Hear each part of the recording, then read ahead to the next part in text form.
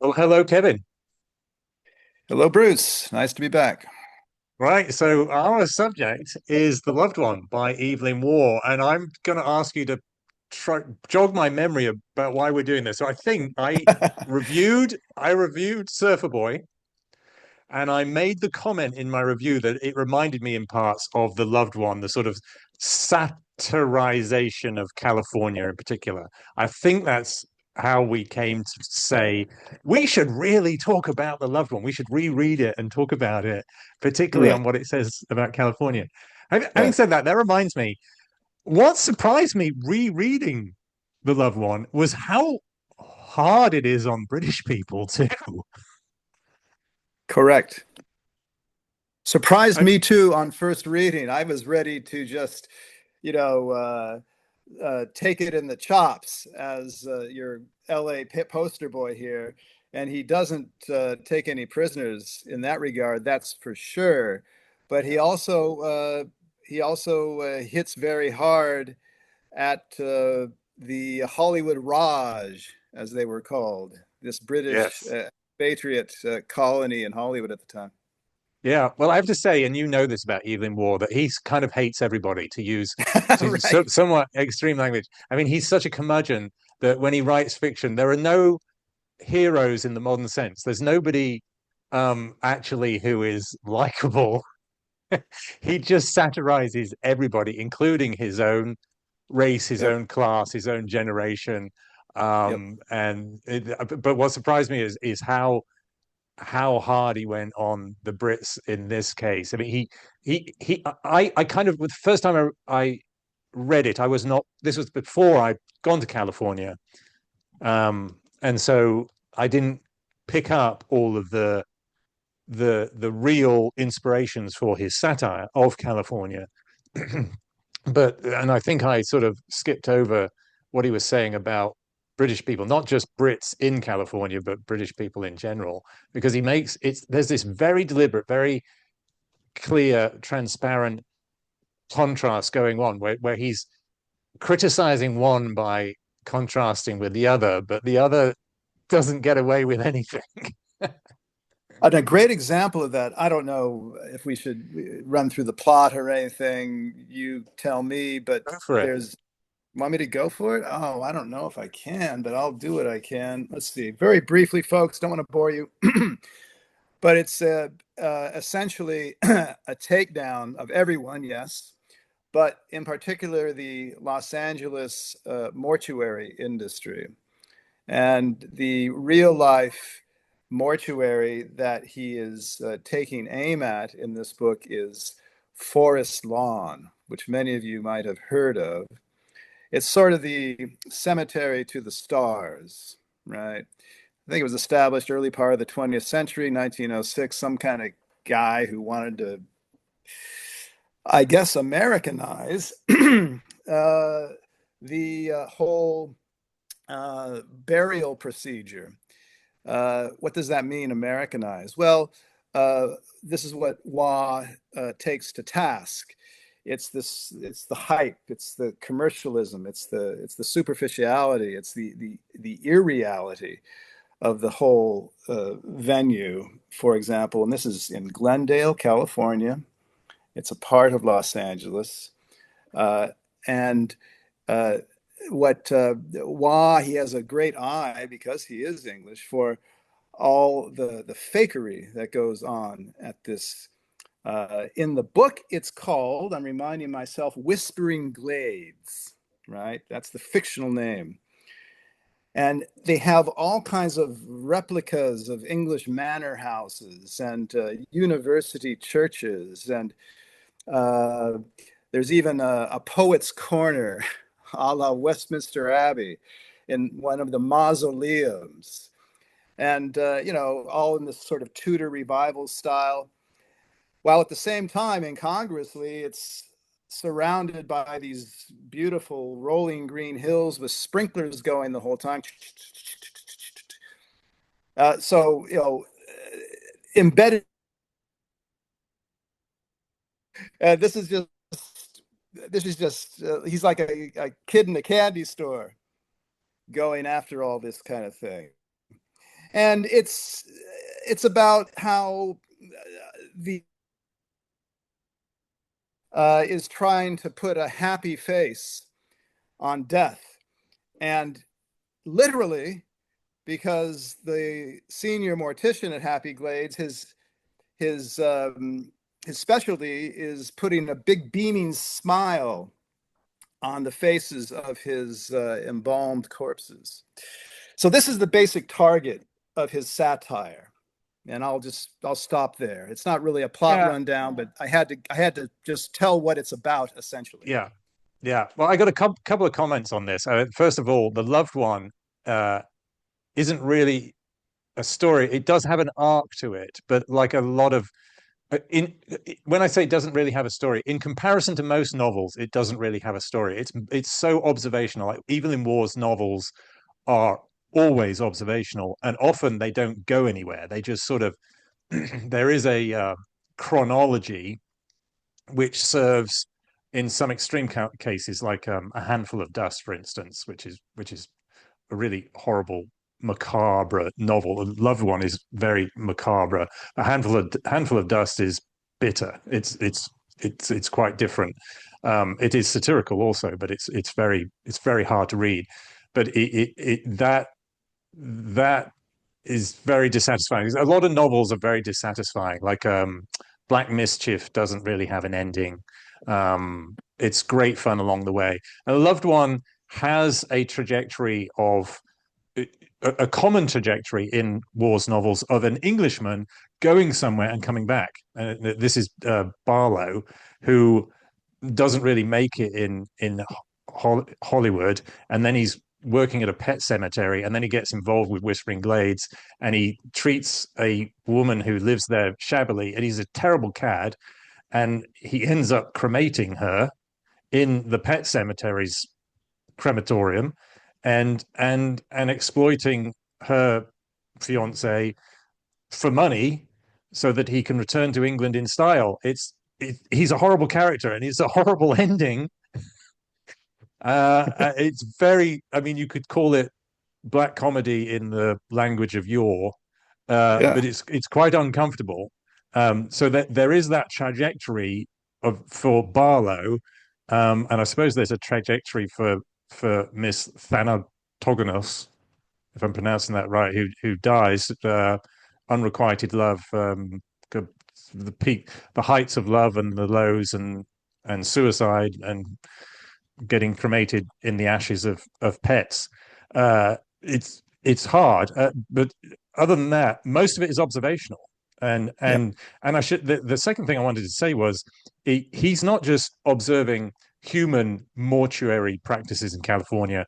There's the pet version of Whispering Glades, which is entitled even funnier, The Happier Hunting Grounds. Yep.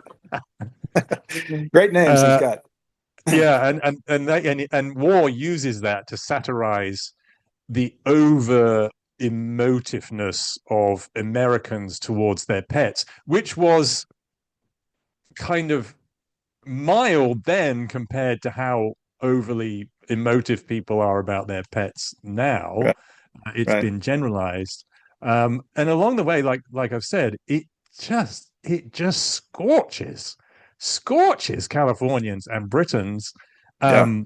By the way, the other thing we should say is it doesn't identify California. It doesn't identify the locals. It keeps referring to the locals. They're not even identified as American. Sometimes he uses the adjective American to say this is typical of American offices, but Yeah. he's not. At times he's targeting all Americans. And it kind of makes sense because to give some other background, the reason he was in California was he was in Hollywood to talk about making a movie of what's it called, Brideshead Revisited, and he traveled across America. So he took a ship to New York, and then he spent some time in New York, and then took a train to get to California. Dwelt in California. It was all very disappointing. He didn't like how the movie studios wanted to make the Brideshead Revisited more of a romance than the Catholic propaganda that he saw it as at that moment. He soured on the book later. So he had traveled across America. So these observations are not entirely Californian, although clearly Whispering Glades is very Californian. Yeah. Well, I would say it. I saw it as being very Los Angeles, I must say.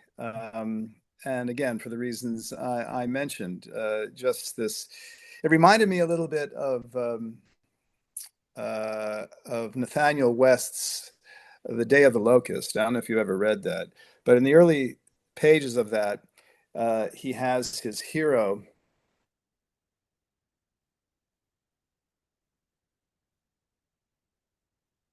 mixture of architectural styles, including the Tudor Revival, and then of course, Mexican hacienda and Moorish,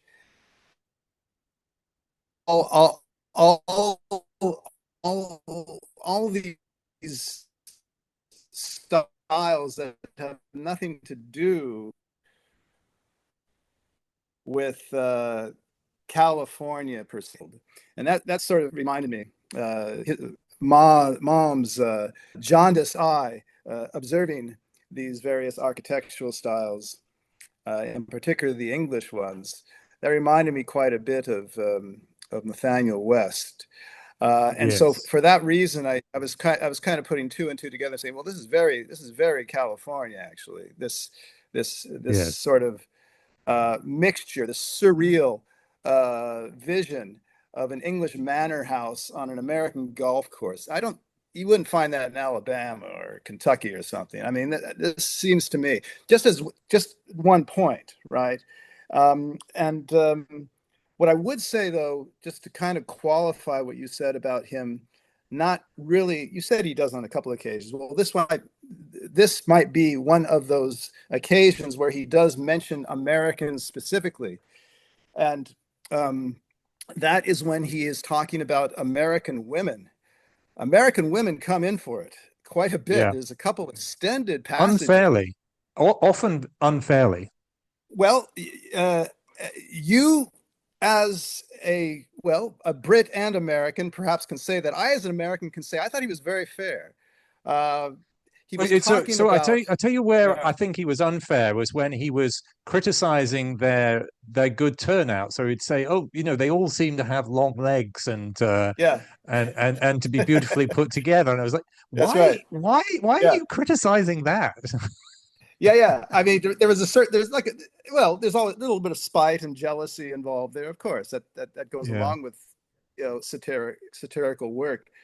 But what I think he was criticizing mostly was the kind of assembly line look that American Yes. women at that time in particular, the book was published in 1948, were sporting.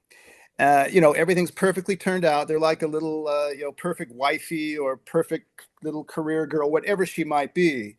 But there were very few exceptions to that, what he perhaps saw as being a very kind of, again, assembly line, standardized version of what the perfect female should be. And Yeah. I And I agree. think he meant, I agree with him. I was like nodding my head. Yeah, yeah. that's. I see that. Yeah, I see Yeah. that. Yeah, I think he makes the same point about architecture at some point. So when he talks about offices, actually, that there was a quote I was just looking at, um, where he talks, the offices all look the same. Oh, right. So by the way, I've got a first edition here. This is actually the American printing of it. yeah. I don't know if you got That if you got the I first got. edition. I got the Penguin Classic edition. Okay, so the page numbers probably don't transfer, but Yeah, but I could um, probably find it. But just read it. so I was on. It's early on, so it's 28, I think it was. um, I just had it. So he was talking about the happier hunting ground office. The office was furnished in somber good taste that was relieved by a pair of bronze puppies on the chimneypiece. A low trolley of steel and white enamel alone distinguished the place from 100,000 modern American reception rooms. So Yeah, his criticism is of standardization or of a lack of imagination. He does it with the architecture. He does it with Yeah. fashions too, because he's got this. He's got early on. He's got this Mr. Heinkel who Barlow has to visit to pick up a dead dog. The dog's gonna get this ridiculous full service Marine Corps salute burial. Yeah. And but the comment about sort of a lack of imagination or a flamboyance in this case as well as a lack of imagination. So he was formally dressed for the evening in the high fashion of the place: Donegal tweeds, sandals, a grass green silk shirt open at the neck with an embroidered monogram covering half his torso.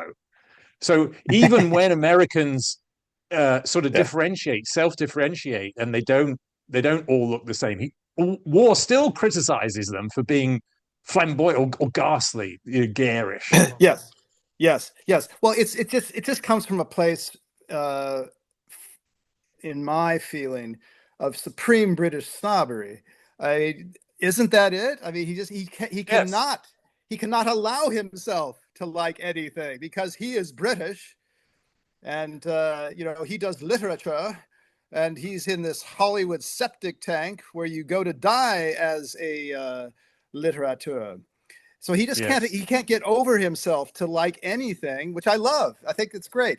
This is a great revelation. I got a streak of that in me. I kind of go for that. And if we're going to trade quotes, if I may, I want to get back to my American Woman, right?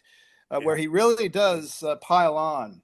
So here he is talking about his Aimee Thanatogenos. I have to keep these, consult my notes here. Aimee, yeah, this is the woman he loves, but he despises at the same time because she embodies the American woman. She left the room, and Dennis at once forgot everything about her. Dennis is Dennis Barlow, the hero of our tale. He had seen Yeah. her before everywhere. American mothers, Dennis reflected, presumably knew their daughters apart, as the Chinese were said subtly to distinguish one from another of their seemingly uniform race. But to the European eye, the mortuary hostess was one with all her sisters of the airliners and the reception desks, one with Miss Posky at the happier hunting ground. She was the standard product. A man could leave such a girl in a delicatessen shop in New York, fly 3,000 miles, and find her again in the cigar stall at San Francisco, just as he would find his favorite comic strip in the local paper, and she would croon the same words to him in moments of endearment and express the same views and preferences in moments of social discourse. She was convenient. Now, I think that is actually not Aimee. That's just the hostess, as he was telling us. But it doesn't matter. Aimee and the hostess, they're all interchangeable. That's the point. Yeah. Well, that's a great quote. I've got a Yeah. similar one from 42, where he's talking about. I think it's Thanatogenos again. He says, "One of that new race of exquisite, amiable, efficient young ladies whom he had met everywhere in the United States." What's wrong with There that? you go. They're amiable, Uh, they're efficient, they're exquisite, but they're well, but they're the same. But I'll tell you what's wrong with it. And so I'll augment that passage I read and what you just read with this one. Here it goes. In Aimee Thanatogenos spoke the tongue of, wait for it, Los Angeles. Ha, there you go. We get a little Los Yeah. Angeles element there. The sparse furniture of her mind, the Oh dear. objects, the objects which barked the intruder's shins, had been acquired at the local high school and university. She presented herself to the world dressed and scented in obedience to the advertisements. Brain and body were scarcely distinguishable from the standard product. That's what I mean when he's talking about them being all off the assembly line. I think there's something to that, and particularly back then, where all the women across America, and in particularly, I would argue in Los Angeles, were getting their visions of ideal womanhood from the movies. All right. So that was a great homogenizer across America, but particularly in my hometown of LA. Yeah, I think he's onto something. I think there's some truth behind his venom. yeah, yeah, and contained in that quote also is a reference to that she was empty-headed, and there's a couple Right. more occasions where he describes her as lacking the intelligence to grip the banality and also the stupidity of some of the things she was saying. Like, so she is exposed by Barlow as not realizing the origins of the artwork in Whispering Glades, and then tragically, most tragically, she doesn't realize that he is plagiarizing great poems that he is speaking to her Yeah. as if they are love poems that he has written for her. It takes Mr. Joyboy, her other Mr. romantic interest, Joyboy. to discover, get hold of some of those poems and tell her he's plagiarizing William Shakespeare, Shelley et al. And instead of Waugh doesn't dwell on the betrayal and dishonesty of Barlow, he dwells on her stupidity. Right. But what's interesting is, and this is what you said earlier on, right off the top, where he even when he's skewering one, he's also he's turning the screws on the other, because when Barlow attempts this crass charlatanry of just going to the Oxford Book of English Verse Book or of something, English verse. he just takes it right out of the book. And this guy's ostensibly a poet. He can't figure out his own stuff. Okay, good. So he's a plagiarizer, and he basically thinks he's going to get away with it, and he does. But there's a little glitch, because at one point she says, what was that one poem? Something about that one line, shall I compare thee to a summer's day? I remember something like that in high school. So there's like a moment of, oh, she might catch him, right? So that was a nice little, uh, he threw us for a little bit of a loop there, right? It wasn't just Yeah. straight down the line that this snobby English guy who thinks that all American women are airheads. He's not going to just get away with it scot-free. There's like a moment of, oh, maybe she's not so dumb. Although everyone reads that even in American high schools, right off the bat in sixth grade or something, like in English ones, I suppose. I But think that's yeah, I think that's Waugh's point. Or that's why Waugh chose that line, because for any romantic lady of the 1940s, the one line they should know that they would know that one, right? that is William Shakespeare is that one, and she Sonnet doesn't. She 18. can't remember it. Yeah, but there's a vague sort of glow of something in the past that reminds her that Yeah, I do feel sorry for her because yeah, she is condemned for being undereducated by war standards and educated the American senses. It's insufficiently artistic, insufficiently deeply historical, and it's too professional, too technical, too useful, yeah, for war. They're trained in. She went to college to do, what did she call it? She cosmetic arts or something. yeah, cosmetic arts. Yeah, I guess they had those courses even back then. Yeah, she started Well, I doing. mean, just I'm sorry. I was just going to say she started doing art and Chinese, and then she ended up majoring in cosmetic art or whatever it was. And clearly, War is saying, no, that is not a useful use of college. You should be studying the classics, like he did. yes, of course. Yes, like any good Englishman. And here we now come to the Englishman, and this is, I mean, his first victims are the English expatriates. Those are the first victims of his satire. I mean, I love his opening because I'm a great fan of Somerset Maugham in his short stories, and it reminded me of a Maugham short story.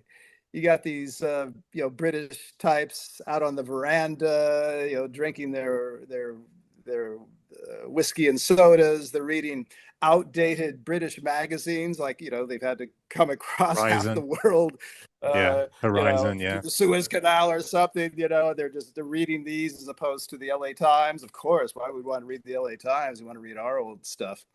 And they're looking, and they're in this landscape of sunshine and ocean and palm trees. It's like we're on the Malay Peninsula, in a Somerset Maugham story. And then there comes then this fellow. His name's Sir Ambrose Abercrombie, Crombie. and Yeah. this guy's great. He's the Buana of this little British Hollywood enclave. And Mom describes him beautifully. Sir Ambrose wore dark gray flannels, an Eton Rambler tie, I'm trying to pronounce this correctly, an E. Zingari ribbon on his boater hat. This was his invariable dress on sunny days. Whenever the weather allowed it, he wore a deerstalker cap and an Inverness cape.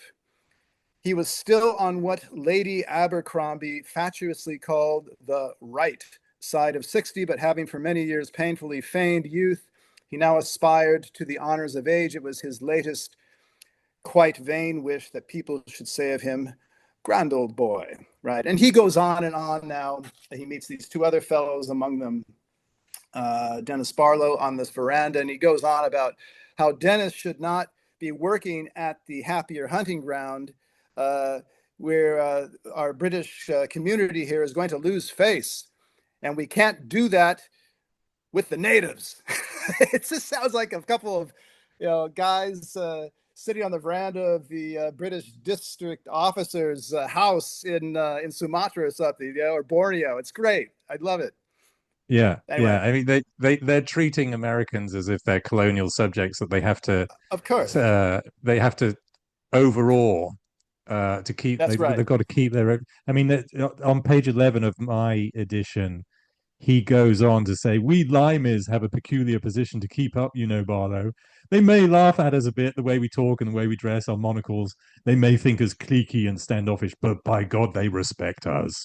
I even underlined that same passage, Yeah.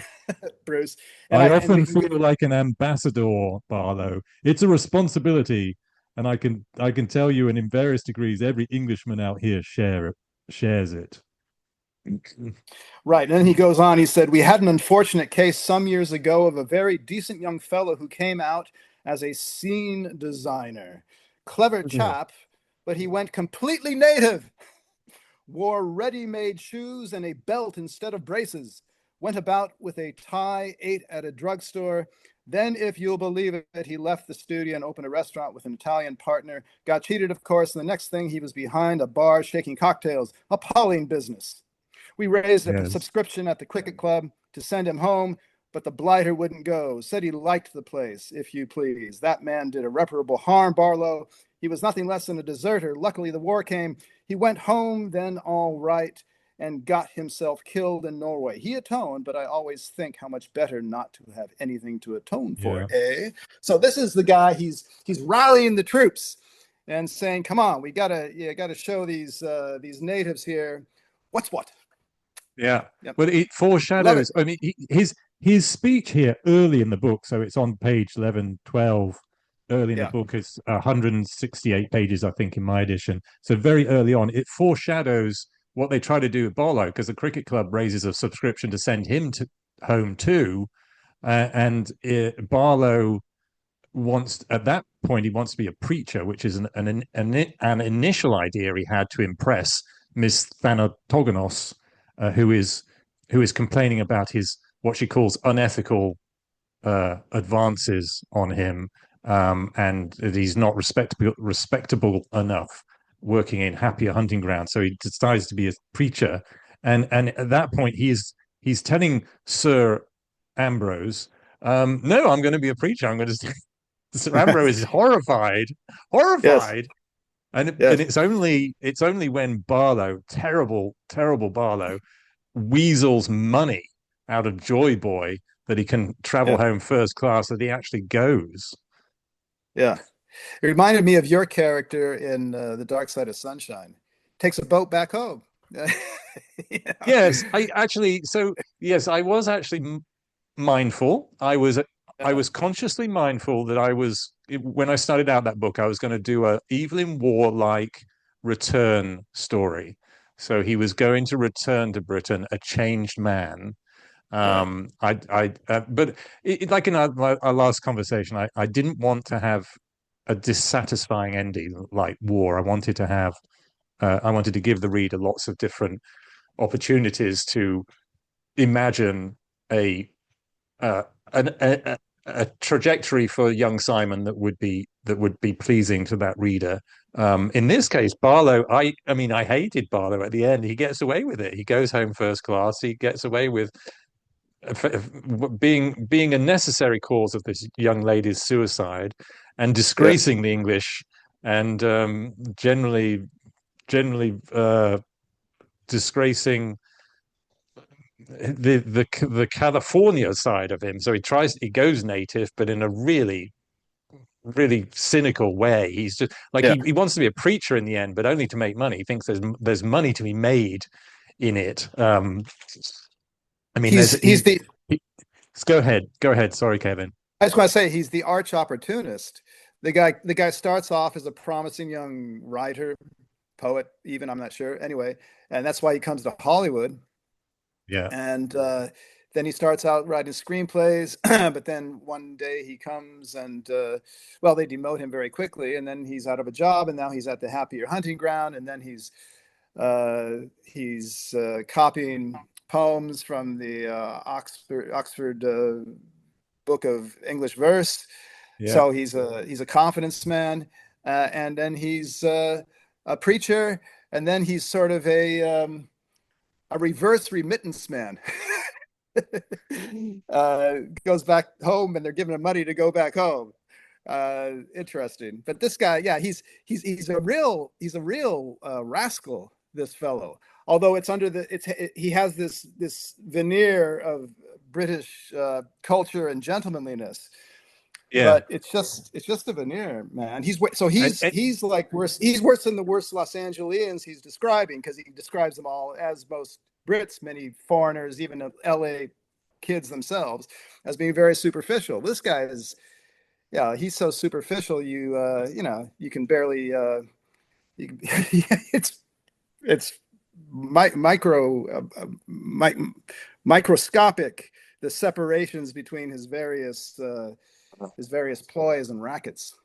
well, you made me realize something, and I kind of kicked myself. I didn't realize it because I was sort of criticizing him as the English character, but in the end, he's really a hybrid character. He's like the worst of the English and the Californian at the same time. So he adopts Right. this exploitative preacher role. He's gone native in the sort of most commercial, crass, exploitative way a British person would think of America, but he's still got these British. He's still exploiting British cynicism and British contempt for the locals at the same time. So it's this hybrid of the worst of both. Right? And Yes. I think a good sort of emblem is I found his business card. In my edition, it's 156, and he titles himself Squadron Leader, the Yeah, I didn't Reverend know where that Dennis came from. Barlow. I was thinking, what? Since when are you a squadron leader? You threw it in there, and no Yeah, comment by Mom or yeah, Abercrombie, for that matter. yeah. Yeah, that was So hilarious. he's got this British rank and this American religious title, Reverend, which Yeah. the English do use, but um, not commonly. And he's also a non-sectarian Reverend because he's going to have a bigger market that way. And the It's business e- and card, it's well, it, it, it's easier to get yeah, licensed that way too. You're not with any that's one right, official that's right. religion. Yeah. But Yeah, you and talked about Go ahead. Go ahead, Bitch. I'm sorry. no, sorry, I was going to say he has a business address in Los Angeles. And his Yeah, business of card course. continues all non-sectarian services expeditiously conducted at competitive prices. Funerals a specialty, as they would be. Yeah. Panegyrics in prose or poetry, confessions heard in strict confidence. And when Abercrombie comes to visit him, he thinks, "Oh, this is my first confession." I mean, he believes he leaves his own shtick. He's an incredible character. And the thing is, you mentioned the word rank. He does. He also pulls rank on the poor, uncultured uh, Americans. I guess we'll just broaden out the term. Yeah. at the drop of a hat, you know. So he can really pull rank. For example, this is toward the very end when Mr. Joy Boy comes to him for help, because what happens is Aimee Thanatogenos, because she's disappointed in love uh, by on the part of Dennis Barlow, he rejects her ultimately, and so does Mr. Joy Boy. She goes up to the embalming room of Whispering Glades, and she commits suicide through embalming, which I thought was very symbolic. Los Angeles, that Hollywood atmosphere. They want to have a good looking corpse, damn it. And that was the perfect way, direct action, right? Yeah. It's the Except that she suicide, doesn't. the act of suicide, and you're going to be looking good immediately Yeah. after too. And Well, go ahead. she I injects guess I herself. I mean, injects what herself. occurred to me was she injects herself, but she doesn't get to make herself up. So her job in Whispering Glades is to apply the cosmetics to make a dead person presentable in an open coffin or casket. And I was thinking she's not going to have the benefit of her own skills, so she's actually going to be an ugly corpse. And then she doesn't receive any care. She is wheeled out into the pet cemetery van, taken to the pet cemetery for cremation. She's never made up, she's never displayed, which I think is a final insult. Maybe I'm reading too much Indeed. into it.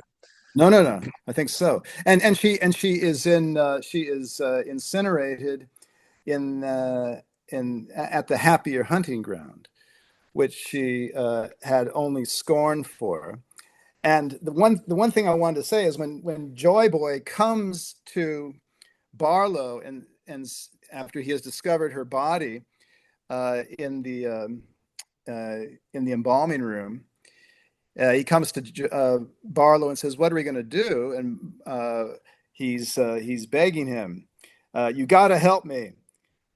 Through you, it happened. Simple American kid, phony poems, love, mom, baby. Gotta help. Gotta." And then here's where Barlow pulls rank. "I don't like this repetition of gotta, Joy Boy. Do you know what Queen Elizabeth said to her Archbishop? An essentially non sectarian character, incidentally. Little man, must is not a word to be used to princes." So, he at the drop of a hat, he'll like pull rank and say, "I don't like how you're speaking the Queen's English here." But he's just great. I love that. He's a many sided character that it goes down in for me into the canon of great literary scoundrels. Really, Yes, without, I mean, I'd struggle to find anything in the end uh, likable in Barlow. I mean, I think no. possibly War.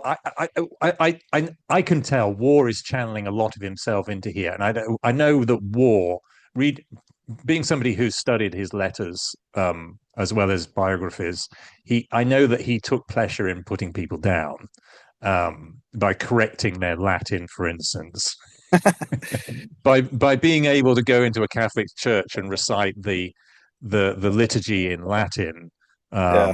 whereas common pew folk could not. So Yes. his commentary on American women, I can, yes, because he had that attitude wherever he traveled, he tended to judge cultures by their women, and Hmm. to add another historical fact, he was quite a purveyor of prostitutes wherever he Hmm. traveled. I think that stopped when he got married. I think, but he was, he took notes on what the women were like, and so he's very observant. I could see this observation of these lovely ladies, their legs, their dress, and so forth. It's very personal. So he's channeling himself through this Barlow, and so it's sort of uncomfortable because uh, there's a carelessness about Barlow and a vindictiveness too, which is kind of pathological. He comes across as a more than a narcissist. He's so careless. He lacks empathy with his victims in the end. He doesn't start that way, but he's if the girl wasn't going to commit suicide, you could imagine that he would kill her. Yeah, and he kills her, or he kills her body. He incinerates it, and while it's burning up, he pens a little card, a little note, Oh God. uh, to Oh God. to Joy Boy. So this is the cherry on the sundae, right? This is what the Happier Hunting Ground does. It sends out on the day of the animals. Remember, this is a pet cemetery that he works for. On the day of the animals' burial, it is memorialized in a little book, and on the day of that funeral, a little card is sent out, and annually on that day, okay, a little card is sent out, uh, something along the lines of, well, I'll just read it. This is what he writes that Joy Boy will subsequently receive in every year. Your little Aimee is wagging her tail in heaven tonight, thinking of you. So it wasn't enough to just get the thou out of Joy Boy to maybe have a certain malicious satisfaction in seeing this woman who initially rejects him go up in flames. But he has to turn the screws that way. It's great satirical humor, but yeah, this guy is not someone you are candying too much. That's true. Yeah, I think War has already made that joke. He's already satirized the American romanticism of pets' relationship with their owners early on in the book, where that postcard he has arranged for Mrs. Heinkel to receive that postcard about her dog on the anniversary of the death or burial, whatever it is. So your little whatever is wagging his tail in heaven tonight, thinking of you. So so he's repeating that, and he's sort of, I get the sense he's really doubling down on the idea that this sentimentality is crass. It's so crass. I'm going to apply it to a a young lady who um, was driven to suicide, and her fiance is distraught. I'm going to take this opportunity to even satirize their tragedy and distress. It, I mean, it's good satire. It is also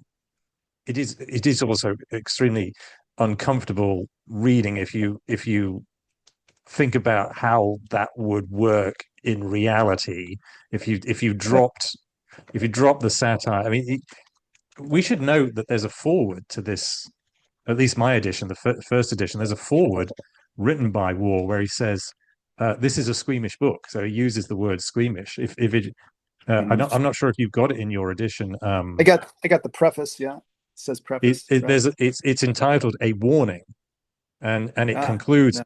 "As I have said, this is a nightmare, and in parts, perhaps, somewhat gruesome. The squeamish should return their copies to the library or the bookstore unread." I'm not sure if that was just for the American edition. No, I don't. I don't. I don't. I don't have it in the Penguin edition. I don't have it. No. Yeah. Well, the other thing that is in the warning, so I think he repurposed the warning. So the larger paragraph is all about this. Everything is entirely imaginary. None of the characters or the places are based on anything real, even though, of course, they are. Everything is Completely. in all of Waugh's novels. Everything is Yeah. fictionalized version of real people, real places he had observed, and he was paranoid about getting sued, as he should have been. And he Yes. was always saying, and you get really angry with people when people would say, "Well, that sounds awfully like the person you served with in the war," and he would get really angry with people. Uh-huh. So I think he wrote this. He was thinking, I'll write it forward. I don't want to get sued. Americans are more litigious than Britons. Yeah. I'm going to get Yeah. sued. I'll write this for the American edition. Then he added that little paragraph about this is somewhat gruesome. You sensitive Americans don't even read any further if you can't take how gruesome it is. Yeah. Well, I mean, one thing is clear. I think I read that he himself acknowledged that this Ambrose Abercrombie is based on the actor and former cricket player, as I understand, C. Aubrey Smith. He Yeah, was a big wheel in the Hollywood community in the 30s and 40s, and I think made no bones about that being him.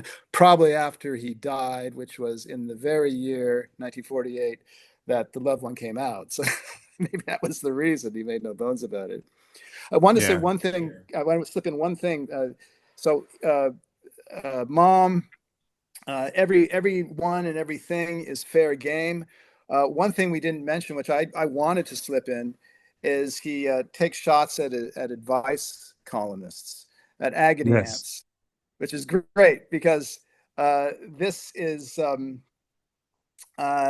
this fellow is called the Guru Brahmin. And this is the fellow, the person, whatever, that Aimee writes to for advice in her lovelorn state. And the Guru Brahmin is actually two guys. And one guy does the newspaper responses that will be printed, and the other guy does the personal responses. And the person who does the personal responses, he's a drunk. And at one point, she visits him at the bar, and she says, "Oh, please, I need to know, right? You know, because he's not working at the place anymore because he got fired for drunkenness." And he goes, "Well, I think you should just jump off a building." And that, she doesn't do that, but then she injects herself with, formaldehyde, yeah. and yeah, that's pretty vicious. I mean, in other words, uh, Mom is saying these people are not only frauds, that they can lead to your demise. And I thought that was well targeted, that little satirical point. Wanted to get that in. Yeah, and I think that there's another. I think you're right. I think there's another way I took it, which was war chose to make a Briton and an American necessary to her suicide. So I, Barlow drove her to suicide. He was necessary, but also in the chronology, at least, Mr. Schultz is necessary because he is her final hope, and she is so desperate that she calls the newspaper office building, says, "I need to speak with Guru Brahmin," and an indiscreet clerk says, "Oh, he's probably at this pub, bar. I should say bar. He's probably at this bar." And could bet the Lion's Head.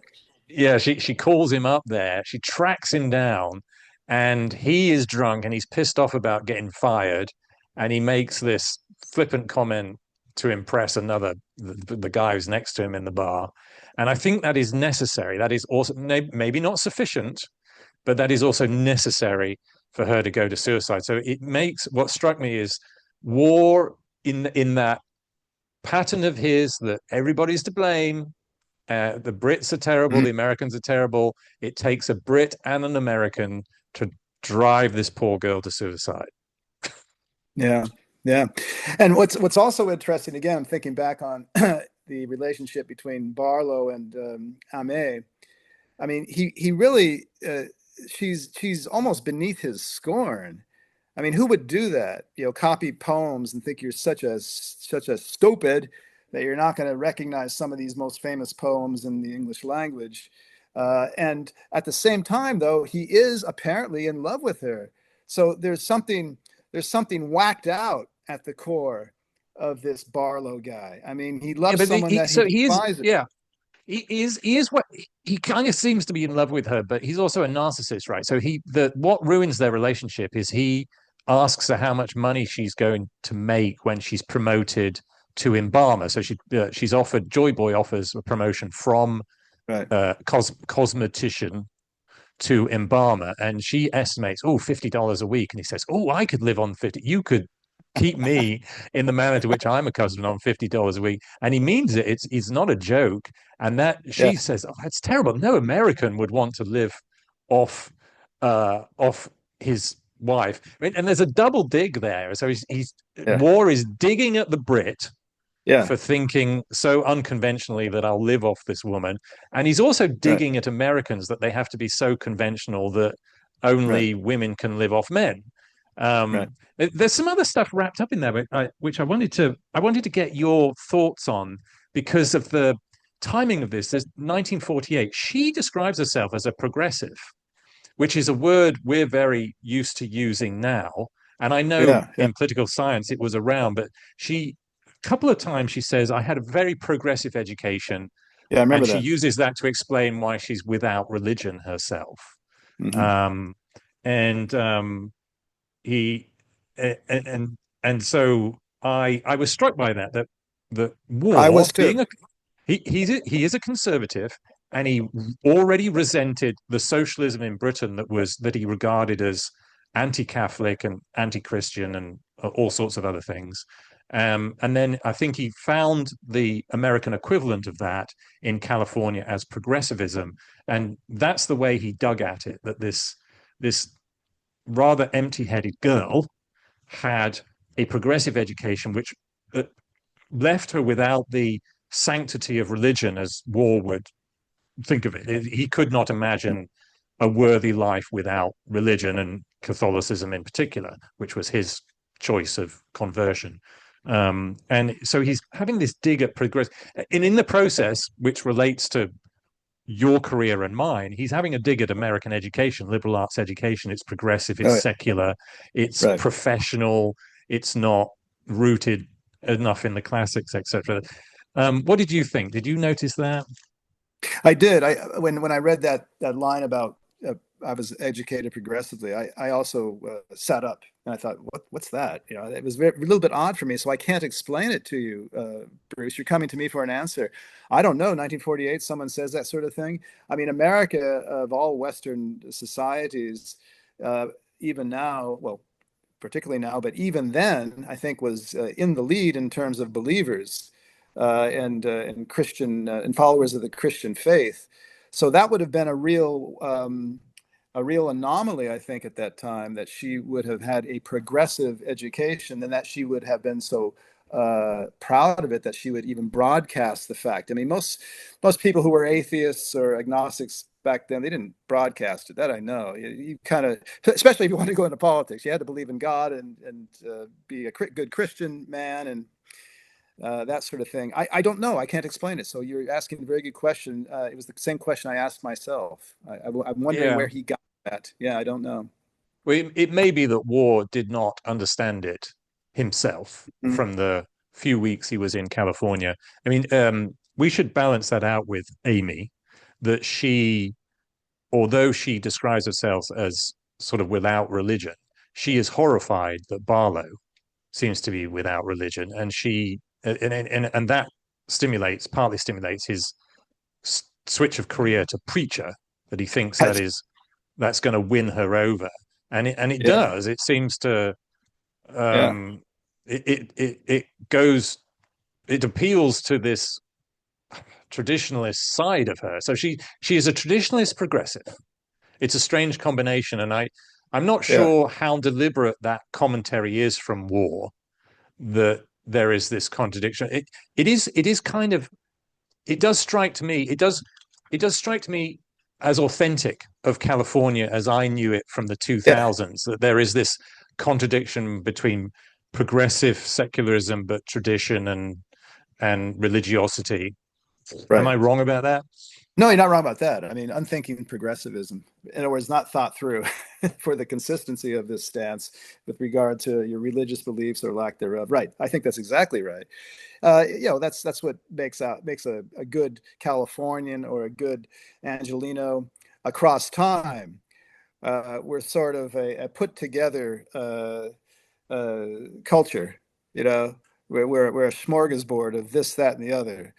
We pick and choose what suits us, you know, because we have cast aside all tradition. You know, we've come to the Yeah, coast to reinvent ourselves, and that's another thing I wanted to say. I think this was a very um, I think he really got Los Angeles, which is my highest compliment, I must say. I think he really got it.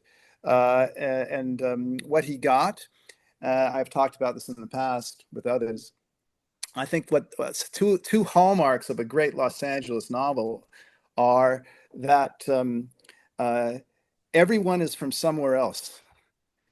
That you think of all your Los Angeles novels, Day of the Locust, What Makes Sammy yeah, Run, East Coasters, you know, the Last Tycoon, all of Raymond Chandler's stuff, even Philip Marlowe, his hero, is not from Los Angeles. Right? And that is one major hallmark of novels written in this era of the 20s, 30s, and 40s, because I'll just give you a little Los Angeles history, maybe not you, but others out there. Um, Los Angeles was experiencing incredible growth in the 20s and 30s and 40s because of, well, A, Hollywood, right? Which had come, and basically the first feature film was made in 1913, Straw Man, and then things just took off from there. And then also 1913, nice coincidence of dates, the LA Aqueduct was opened. So Mulholland finally finished his aqueduct, and you had all that water coming into LA, and now you could water the populace and get people to buy real estate and move out here. And between 1910 and 1950, you had an increase in the population of Los Angeles from 300,000 to 2 million. So almost everyone, just by that demographic fact, was from somewhere else. And that is the case here. I don't know where Aimee is from. It's a little bit unclear. It sounds like she was a local girl because he talks about the local high schools and stuff, but you don't know. She could have moved out here with her mother, and then her mother moved back to the East Coast. That is made very clear. And the other hallmark is, and you can jump in here, is that everyone in Los Angeles is playing a role. Everyone's playing a role. You know, yeah, Abercrombie is playing his role of the English colonial abroad. He's there's of course our Mr. Barlow, who's playing all kinds of roles.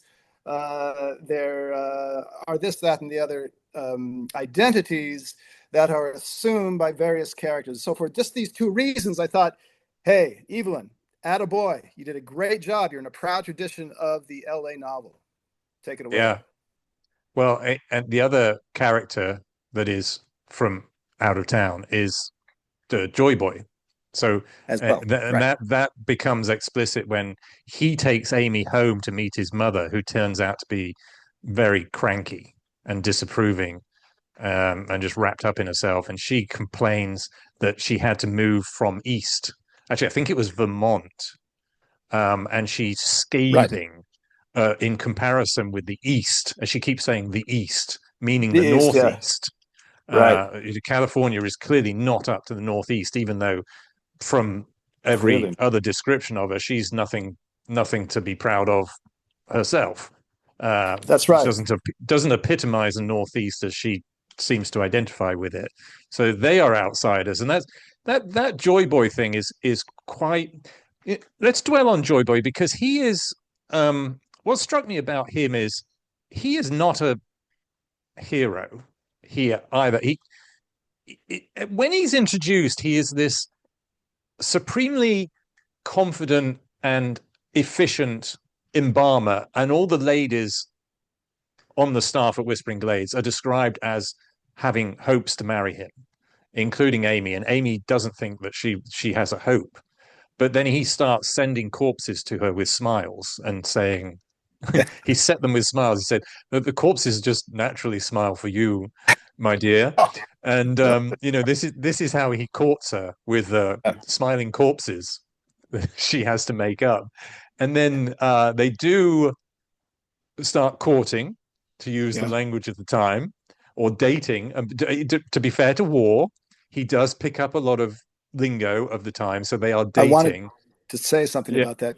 Finish and I'll yeah, say something about that. Yeah. yeah. I'll be quick. I'll be quick. No, But no, no, but no. but Keep going. but my point about Joy Boy was he's described as being very misshapen and not athletic and not attractive. He has a lovely resonant voice. He's clearly confident in his work, but he is not a Californian. He's not a good-looking Californian. And then he has this very strange relationship with his mother, where he's sort of it's sort of what would you call it, codependent. And he's Yeah. making excuses for his mother, and he's turning a blind eye to his mother's horrible attitude towards Aimee and making excuses for her mother. And then Aimee at one point telephones him up and says, I need to talk to you. She's very upset. And he says, oh no, I couldn't leave mother. She's got a new parrot, Yeah. which I think contributes to her suicidal depression spiral. Would mind. And then I think Waugh is commenting that these outsiders, these immigrants into California, they don't fulfill. Oh, this is my final point. This is where I was trying to think about the icing on the cake of this image of Joy Boy is when Barlow says to Aimee, I'm much better looking than Joy Boy, and I have better teeth. I have my own teeth. And that really struck me because Californians don't have their own teeth. At least the richer That's class, correct. they get them filed down and capped, as they call it. Capped. They That's don't have the real thing. And the British all. people today, Americans are always saying British people have terrible teeth. And in Right. 1948, Waugh is using the British guy as the emblem of good teeth. I couldn't believe it. That was great. I picked up on that too. I was thinking, wait a second, topsy-turvy world. But Yeah. he knew exactly what he was doing because yes, every Hollywood star back then, if you want to look at the before and after pics, they're to be seen on the internet. They almost had crap. They almost all had terrible teeth, like most people naturally do, it seems. And they all got Dirk them, Bogart. filed down and capped. They all got them capped. And Burt Lancaster, famous for his teeth, Mr. Teeth. He had terrible teeth before. So yeah, I mean, Waugh was probably in a very subtle way, trying to make fun of that fact. I have a theory with Mr. Joy Boy because you wanted to talk about him.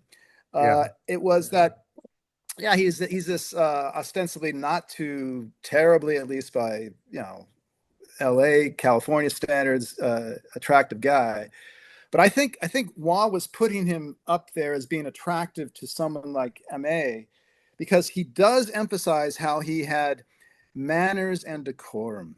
And I think that is what he himself is missing in these barbarians, these savages here in Los Angeles. Where are the manners and decorum? Well, we don't have them. That's true. We do not have them. We do not. Our manners are our emotional response to something, right? We're really, natural in that way. But I think that's what he was saying. He's making a statement with, well, of course she's going to fall in love with that guy. She doesn't get any of that anywhere else in this cultural wasteland of a city. At least the guy has manners. And then she meets Mr. Barlow, who is like the epitome of British decorum and manners. Okay, then she goes that way, right? I think that was how I interpreted her falling for Joy Boy in the Yeah. beginning. Just a Yeah, and theory. and tragically for Joy Boy, Joy Boy is authentic, and it's actually the agony aunts, the two Mr. Schultzes posing as Guru Brahmin. They advise her to go with Joy Boy, Right, and when she right. writes back and says, "Well, I've chosen Barlow because of his poetry," they say to themselves, "She's chosen the wrong one." That's right. Uh, so Joy Boy is the authentic one. He's got the manners. Barlow has British manners, except that he is abusing them. He is he's using them to manipulate. So he is posing as a poet, a genuine poet. He's plagiarizing other poets. He's making a big deal about his superior knowledge of art and making and Waugh through Barlow is making these contrasts with this ignorant girl who is surrounded by the art, the faux art of Whispering Yeah. Glades, the faux Right. Scottish church and the faux English manor and Yeah. Poets Corner and Shadowlands, the Hollywood corner. And she thinks that this art is genuine, it's authentically European. And for Barlow, Yeah. it's, well, war through Barlow. It's just fakery. Is it? Don't even bother. You're not even complimenting.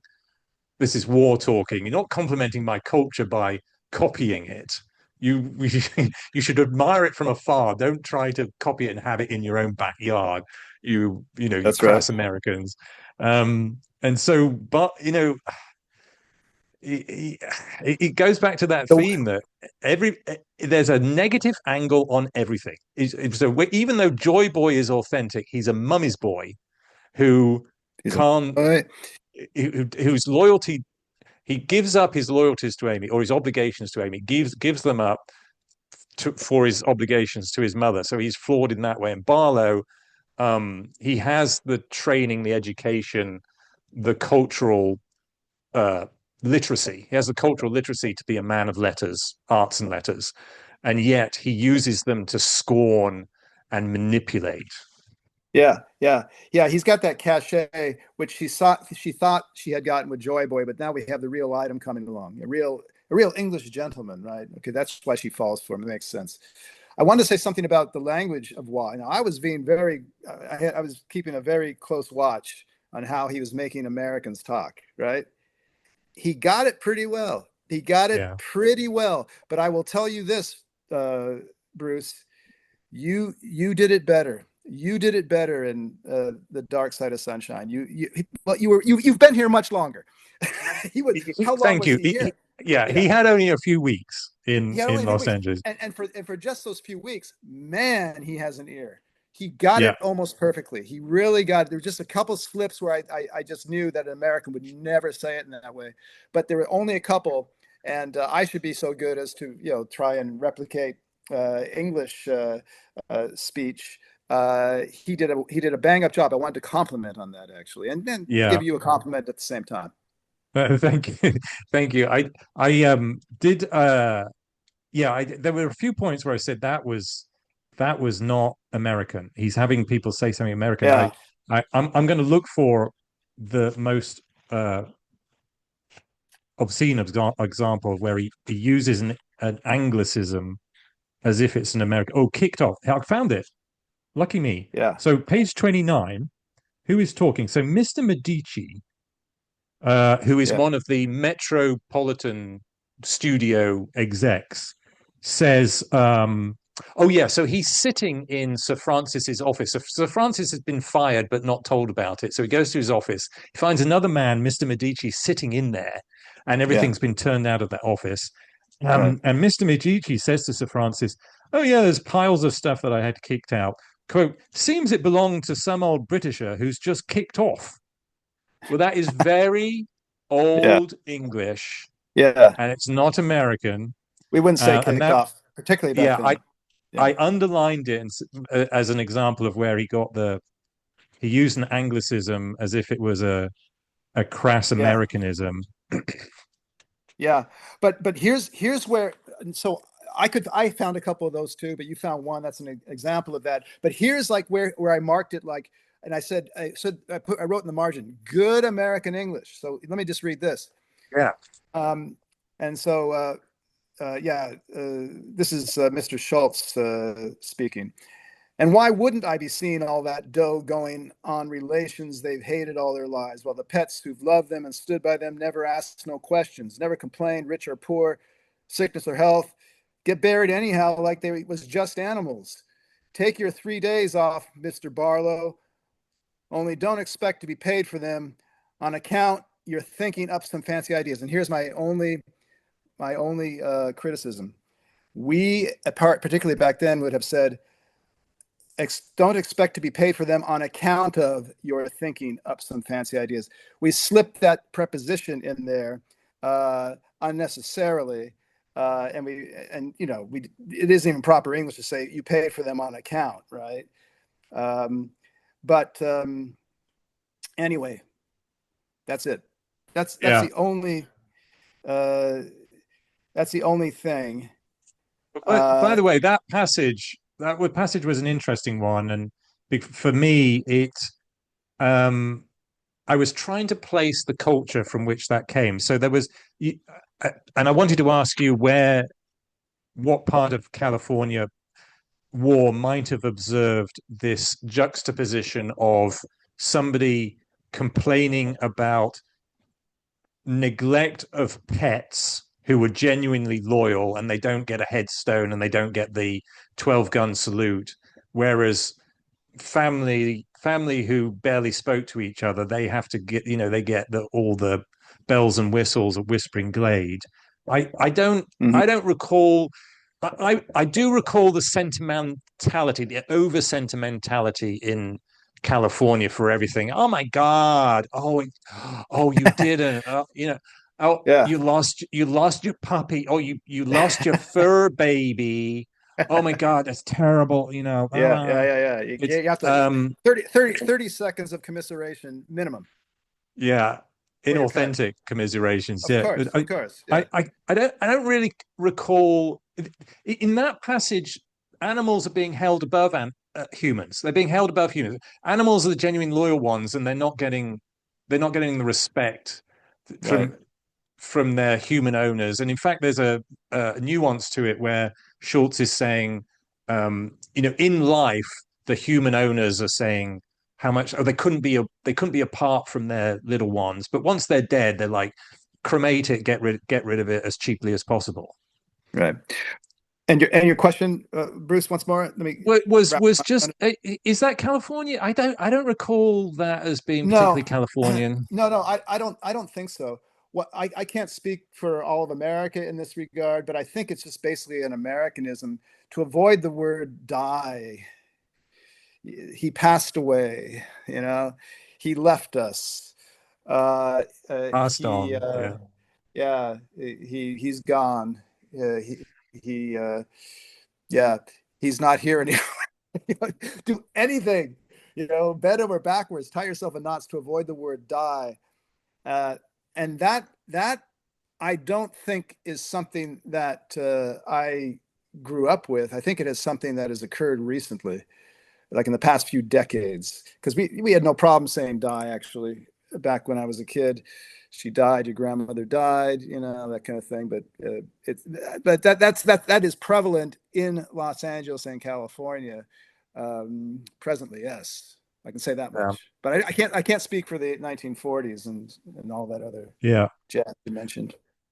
Well, Kevin, I've got a final question for you. So Yeah. the other commentary on Americans comes very early. It's page 5 in my edition, and this is from Sir Francis. He's talking to Barlow, and he's talking about the locals, and he says, quote, "They are a very decent, generous lot of people out here, and they don't expect you to listen," which I think is a compliment. I think that's a compliment because Sir Francis is sort of retreating into himself. Is always remember that, dear boy. It's the secret of social ease in this country. They talk entirely for their own pleasure. Nothing they say is designed to be heard. Yeah, that's kind Yeah, of Californian, but what do you think? that's true. But that's true. But I wrote on that very passage. I noted it too. So again, they are a very decent, generous lot of people out here, and they don't expect you to listen. What I wrote, I said, I think it's more the reverse. They don't care what you say, but they expect to be heard. Yeah, That was my immediate reaction. I thought, that's it. there's not, That's it. yeah, Yeah, there's not a lot of listening that goes on, because in California and Los Angeles, keep it to Los Angeles, everyone's trying to sell themselves. Everyone's trying to hype themselves. They can't wait to tell you how great they are, what the next yeah, project it is they got to shove down your throat, what screenplay they'd like you to read. So they're not listening. They're looking for their openings, is what they're doing. They're not really listening to you. And so I yeah. thought it was the exact opposite, but maybe he wasn't trying to state a truth. He was just trying to say You're something right. funny. No, you're right. So you have resolved my dissonance. I knew there was something off in that. I didn't Yeah, know quite what it is, but you're right. So war yeah, is wrong to be saying they don't expect you to listen. They do right. expect you to listen, but they expect you to shut up as quickly as possible so that they can keep talking. That's right. That's right. Yeah. So but that was like the one thing he got wrong. He got just one thing wrong. A couple, solecisms where it comes to American speech patterns, but that's about it. And so I just Yeah. wanted to maybe, if we're coming to an end, I don't know, but I will just say this. Thank you, Bruce, for introducing me to Mr. Evelyn Waugh. I had never read a line of him until now. And I will say that he is not only an incredibly entertaining writer, but he is an incredibly skilled writer. He gave me a couple writing lessons in this one. Just the crispness of his prose, just the concision with which he describes something, and he's a wordsmith too. Oftentimes those things don't go together. He has a great facility with the language. He has a wonderful vocabulary, but he uses it sparingly. Yeah. He picks his spots. So I think this is for everyone listening out there. I think this is a great novel. I came into it with some skepticism.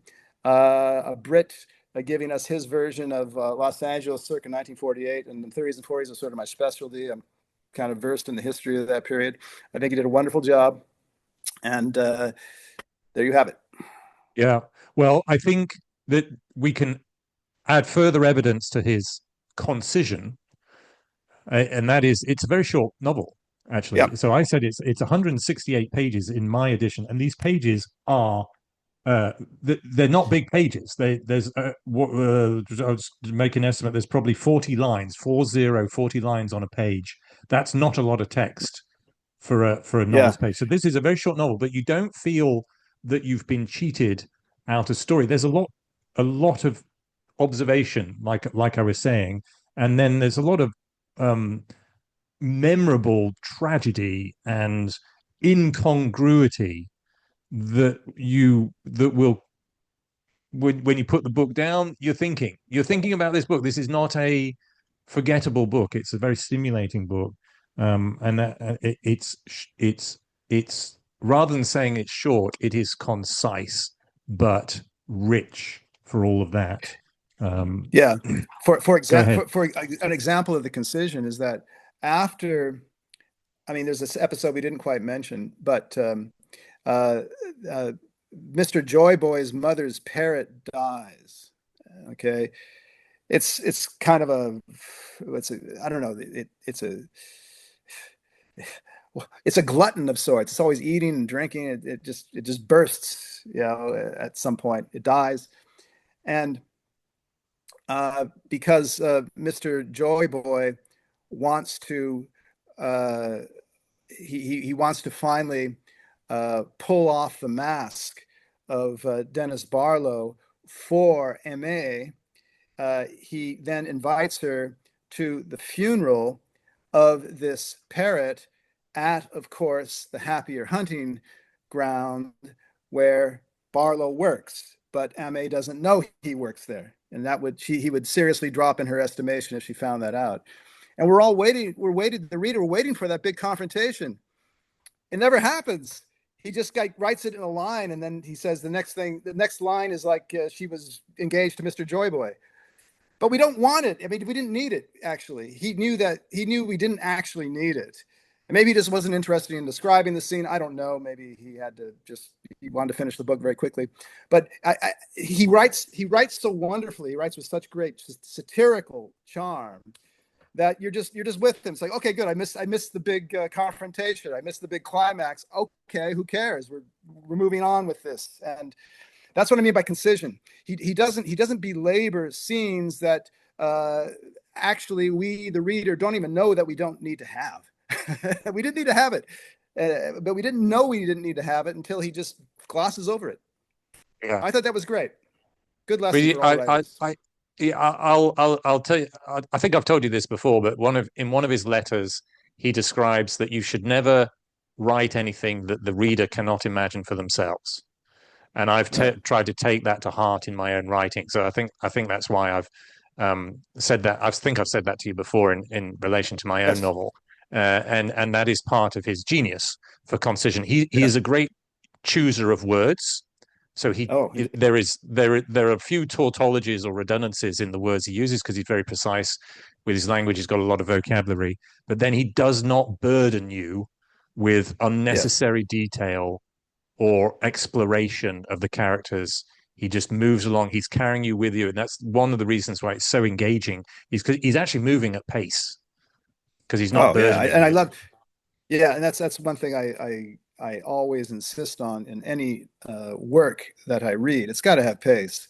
I'm a product of the TV generation of the 60s and 70s, and I'm impatient. You know, I want my payoff and quick, and they're just payoffs every page in terms of the humor, in terms of the social satire, and in terms of just the great prose. Really, Yeah, it's as a writer, all writers out there, you must read Mr. Mom. I can't recommend any of his other works, but this one will do as a start. It's just superb writing. Writing as writing, right? It's good at that level. yeah. Well, so look, if you would indulge me, Kevin, I think what we have Yes. not talked about is Hollywood enough, and Oh and yeah. this Sure. is partly what I think we should finish with Hollywood, and this is. Indeed. We haven't talked much about Hollywood, and this is partly Waugh's fault because he does not talk about Hollywood, even though Hollywood is a sort of looming part of this Los Yeah. Angeles that the action is taking place. He doesn't refer to it. It's very tangential. So it is most explicit through Sir Francis early on in the novel, and then it just sort of drops Correct. out until Right. Sir Francis's funeral. So there's two contexts for Hollywood to come out. One is the cricket club, where all those Britishmen, mostly Englishmen, they're all actors or writers Right. um, uh, uh, writers or marketers, Publicist. and so they are talking about Hollywood, and they are also exhibiting Hollywoodness, even though they're trying to be aloof from localness, the Yeah. local customs of Hollywood. They are actually epitomizing Hollywood, even though they think they are foreign to it. And then when it comes to the funeral, because Sir Francis worked in Hollywood, the studios send their execs, and Sir Ambrose is very keen to use the funeral as an opportunity to uh, remind the studios of British reputation and why they should care about British and and Yes. and and then all the British survivors of survivors, the ones who are still living, still Yes. they're still in the Survivors. business. So Sir Yeah. Francis was fired and Barlow was kicked out, but the ones who are still in Hollywood, they're all falling over each other to read at the funeral. Um, Right. and other than that, I can't think of Hollywood being featuring. Well, What was your I think he did impression? a very well. It's a springboard into his main story about the mortuaries and the love affair. I think he got enough good stuff in on Hollywood in those first pages to make me happy. For example, I mean, uh, we talked about everyone being from somewhere else. Well, Hollywood itself was somewhere else, from somewhere else. It was from the Yeah. East Coast originally, and they went out west in the teens And also, and if I may, 20s. Kevin, also, so far as it was West Coast, it moved from Oakland. Sorry, it moved from Oakland, California, or it moved from Northern California to Hollywood to Southern California. So, for instance, Charlie Chaplin had a studio up in Oakland, I California, didn't know before he that. moved it south. Yeah, Oh, yeah. So okay. even so far it was the California movie business. It took a while to coalesce in Los Angeles. Yeah. Okay. Well, here's the point. And who were those who mainly, what ethnic group was behind uh, the building of Hollywood? It was the Jews. It was the Jews. And they were from the East Coast. right? And what I noticed here is he gets a shot in or two at the Jews. I don't know. Can I we didn't mention notice it that. here? I mean, I Go just for it. noticed it. Yeah, we're not attributing any anti-Semitism to Mr. Waugh as it were, but I couldn't help but notice. But no one goes unscathed here. There's a mention where he's talking about. Let me see. He says, I got it. Hold on. Bear with me.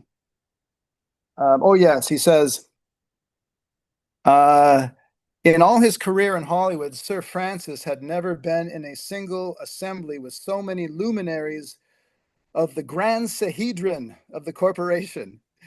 Well, it's a pretty clear reference to the Jewish origins. And then they're talking some more, and they're trying to figure out who will be the director of publicity. And then this one fellow says, "Yes, Sam, have your wife's cousin look it over." So the Jewishness of the industry and the nepotism, right? And who are the nepotists? Well, it's the people who are running the industry. So another shot at the Jews. I thought, and so yeah, okay, good. So he got a little 1-2 in there, and he decided to get out. He was going. He had another destination, but that stood out. And there was also about just the complete hype and phoniness of Hollywood, where they're trying to change the starlet's image. She starts out as Aronson, which I think is a Jewish name, probably an allusion to Theda Bara, who was the vamp of the teens and early 20s in silent films. And they did her a makeover. They had most of her nose cut off and sent her to Mexico for 6 weeks to learn flamenco singing. So they want to turn her into a Spanish siren. But now they decide that, well, that's not quite in vogue these days. We want to turn her into an Irish Colleen. So now this is a lot of this fellow's job. Sir Francis, he's got to do a third makeover for this Yeah. Well, this poor I think girl. I think she was four things, right? So she was Jewish, and then she was She Mexican. started out as baby Aronson, so probably a child star, Yeah, like yeah, Shirley Temple or something, right? And then she yeah. becomes the Spaniard, and then Well, now she's going to hang on, become a she's Mexican. She's Mexican, and then she's Spaniard, right? Because they talk about her as being an anti-fascist refugee. So she's a refugee from the yeah. Spanish Civil War, and It's she like they hates don't even know Franco. the difference, right? It doesn't matter. Just someone of Latin extraction with dark hair who can sing a couple flamenco songs. But then they want to then they want to change her into Maureen O'Hara. It's Yeah, hilarious. And yeah, that's part of it. Seems like that's part of, at least in my mind, it sort of clicked with the Jewish thing, because uh, there is no ethnicity in America, even to this day, I think, but traditionally, that has bought more into this notion of reinvention, right? Reinvent yourself in America. Although that's a misnomer of a term, you're actually inventing yourself, and then you go to the West Coast to reinvent yourself after you've been in New York for a couple of decades. Anyway, that's my little Angelino proviso. That you reinvent yourself in America. Well, that was very much a Jewish desideratum, right? To reinvent yourself, to shake off your identity, change your name, lop off the Stein or the Berg, get a new name, get a new identity. And he talks here about lopping off the nose, right? Okay. I thought they sort of played into each other, this reference to baby Aronson and then the Grand Sahedrin and the whole thing. But anyway, Hollywood at that time was mostly Jewish. The studios are run by Jews, right? All of them, all the big studios, pretty much, yeah, except for Selznick, right? He yeah, was the one, but so it is natural that he, with this very jaundiced eye, would pick up on the certain essence of something and then go at it, right? Whether fairly or not, But as we've seen, he doesn't play fair. He just, he just wants to score points. So Well, he's it's an kind of observation of an mine. equal. We would call it an equal opportunity offender. That's right. That's right. So everyone comes in for it, right? And yeah, that's what I think was his little jab at Hollywood. I thought it might have been sort of via the Jewish element. Yeah, yeah. Well, listen, I've taken a lot of your time, Kevin. Yeah. And that's because I love talking to you so much, Kevin. Uh, Oh, well, that, likewise. that's where we go. Listen, what have we missed here? What have we not covered that we should have mentioned? Well, I just love this name, the Wee Kirk of Old Lang Syne. I had to We mention didn't that. get That to was one that, of did the we? this Oh, was one of their little their faux British chapels or something, and it's yeah. on this. I think is it on this island called Lake Island of Innisfree? Uh, And I remember, mean, everything's in concrete and steel. So the English that's manor right. is in That's it has a plaque next to it that says this is an authentic English manor made in grade A steel and concrete. Well, right, and on that's right. They want to make very clear that we have made this. It is, in fact, and I have the passage. It said this is in Whispering Glades again on this little. Yeah, they're on the grounds, and yeah, this perfect replica of an old English manor. A note has said, like all the buildings of Whispering Glades, is constructed throughout of grade A steel and concrete with foundations extending into solid rock. It is certified proof against fire, earthquake. Their mm, name liveth forevermore who record it in Whispering Glades. They also have on this little island, they have the strange thing of fake beehives with the sound of bees coming out of amplifiers.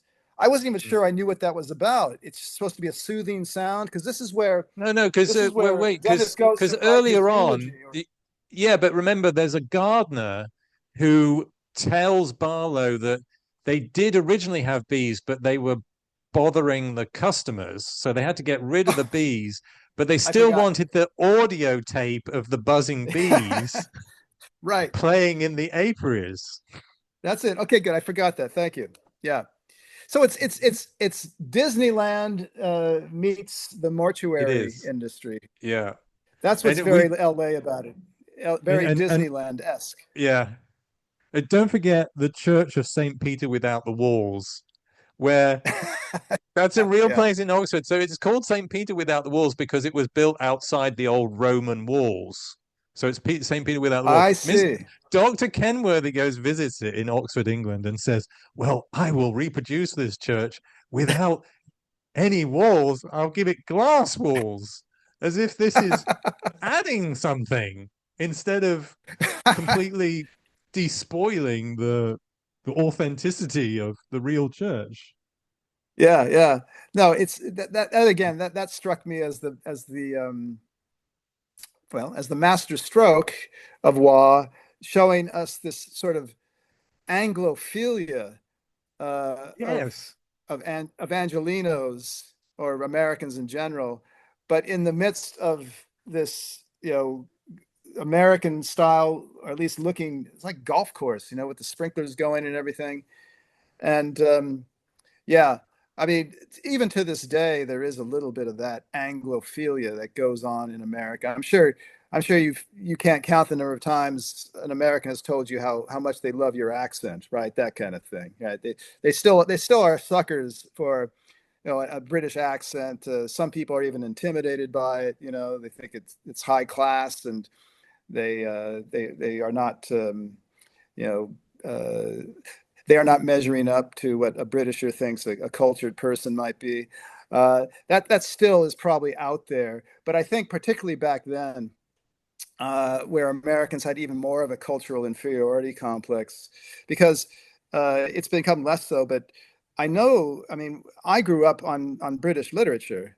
Uh, I didn't understand a lot of it, but they force fed us Shakespeare, and you didn't get really American literature until like high school, but so we Yeah. were exposed to the Brits very, very early on.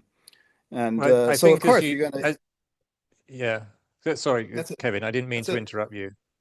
Yeah, That's it. well, as you know, it's no longer approved to teach in British writers, British literature, right? Because that's dead Is old it? white I didn't know men. that. So Oh, so that's right. They're Shakespeare, mostly. right. It's very hard to find anybody teaching Shakespeare anymore. Instead, you get some Nigerian, Caribbean, um, uh, lesbian take on what it's like to immigrate into Britain, but Right. you're not allowed to read the classics because that is racist. Right. Excuse me, Brit. Excuse me, Bruce. Something happened here. I have to. The lights went out. I'm, Hold on. The I'm lights went maybe out. God, they they truly did. I Hold I on. hope the Russians haven't mistakenly sent a zone meant for Ukraine to Berlin. No, I was afraid it was one of these leftist terror organizations that put out. Yes, You that's probably heard true. about it. Yeah, Yes, in the southwest of Berlin, about 50,000 households. They went. The electricity went on the blink because some self-professed leftist terror group, the Volkan group. Volkengruppe. They, yeah, It's they just The sabotaged Volkengruppe. the sounds like some kind of Waffen SS squadron Yeah, or something.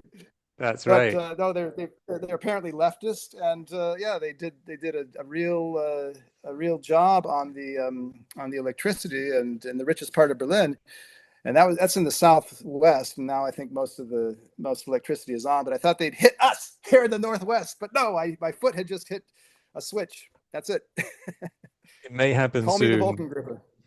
Vulcan Group of So, Northwest. so look, Kevin, I did interrupt you a few times. I apologize. That was because I'm six time zones behind you, and there is quite a delay on the line. That was Yeah. not intentional. So what have I stopped you from saying about this novel? Uh, nothing really. Again, I sort of preempted my final critique of it.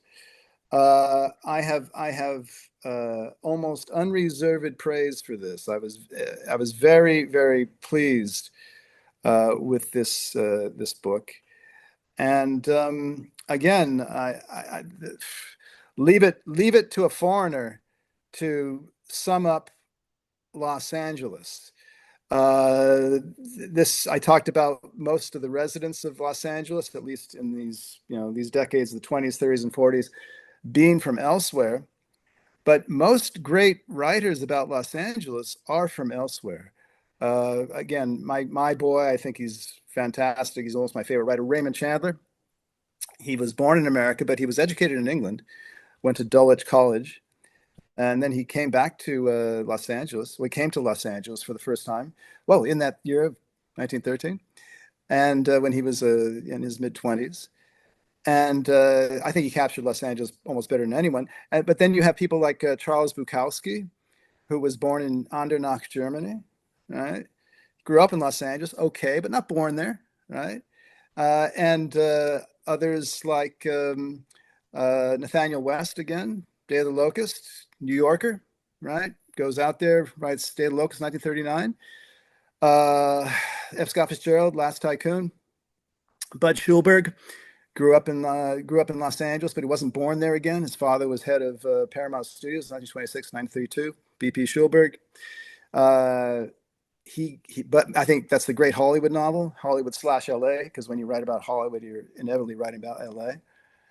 and vice versa often. John Fonte, guy from Colorado, Ask the Dust, another great L.A. novel. Joan Didion, not from Los Angeles, again, play it as it lays. So I think that I shouldn't have been so surprised that a guy who his first visit to America even was this Los Angeles junket, that he should have this great double vision, right? And yeah, so in a Well, long line of great non-Los Angelians who really capture Los Angeles, I think. And yeah. this coming Well, from a I tell fourth you, generation Los Angeles. So yeah. And there aren't many of those. My goodness. there aren't many of those Um, either, right? right. Well, I tell you what, of those novels you just listed, I think you should tell me which one of those I should read, and then you and I should have a discussion about that one.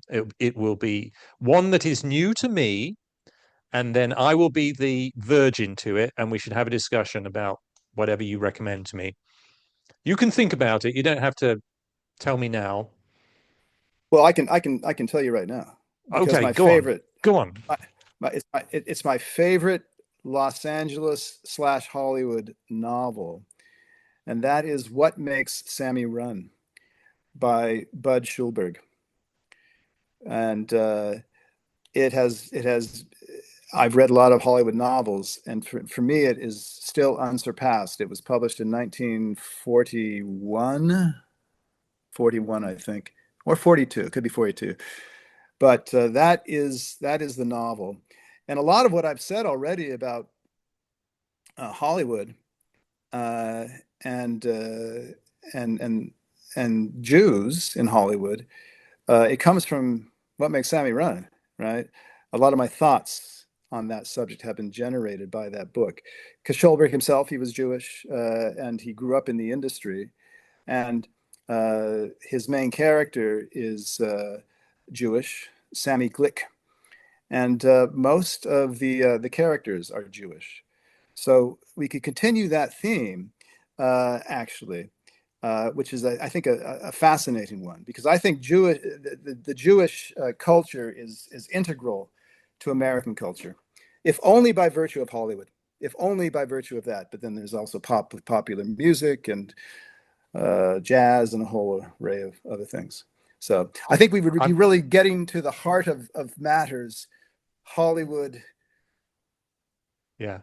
LA, American dream, if we were to read What Makes Sammy Run. And I'd be happy to talk to you about that anytime. Yeah. And the theme of immigration, I bet. Immigration, at least Theme of into the immigration state. and invention and reinvention of the Yeah. personality. Yep. Yeah. Well, I will find it and I'll read it. It will be my first time. So I will be Okay. speaking to you as a first time reader of that. And I'll just close by saying, since you like the the aspect of the loved one where war is a foreigner observing in a in what is a foreign country to him, I think I would recommend the two novels he wrote based on his travel to Abyssinia, Black Mischief and Scoop. Both are Oh yeah. hilarious, incredibly observational, absolutely scathing of the Yeah. locals and of the British journalists, particularly in the British diplomats and other good Nergo Wells, who are supposed to be uh, the the good the good and not the ugly. In fact, I'm going to say Scoop is my favorite of Waugh's novels. It is a lot. A lot of people say that Black Mischief is the. I would say read Black Mischief first because that is based on his All right. first trip to Abyssinia. Scoop is based on his second trip to Abyssinia. So I would read them in that order. But that will remind you a lot of what you liked in The Loved One. Beautiful. And are they short? Um, Just curious. they are short by comparison with most novels. They are Uh-huh. longer than The Loved One, but they are quick. You will be engrossed. You'll get through them very quickly, very fast moving. Right. Well, thanks, Bruce. I'm very grateful to you for that. I'm always looking for excellent literature, and that will be on my list then. Very good. Yes. And I will see if What Makes Sammy Run strikes me Yeah. as good a commentary on California as Surfer Boy Or LA Kid, both or of LA those, Kid. could LA be Kid, yeah. qualified. Yeah, both Well, they yeah, they're both good. yeah. They have to compete with two of your books. They have to compete with two of them, but I would have to say that yeah, Schulberg, he remains unsurpassed. I think that's just a fantastic book. So hey, I've done enough praising of it. See what you think, Yeah. and yeah, we'll talk Well, then. Kevin, it was great. It was great to talk to you again. I really appreciate it. As always. I had a lot Yeah, of fun, as always. yeah. Very good. Thanks a lot. Thank you, sir.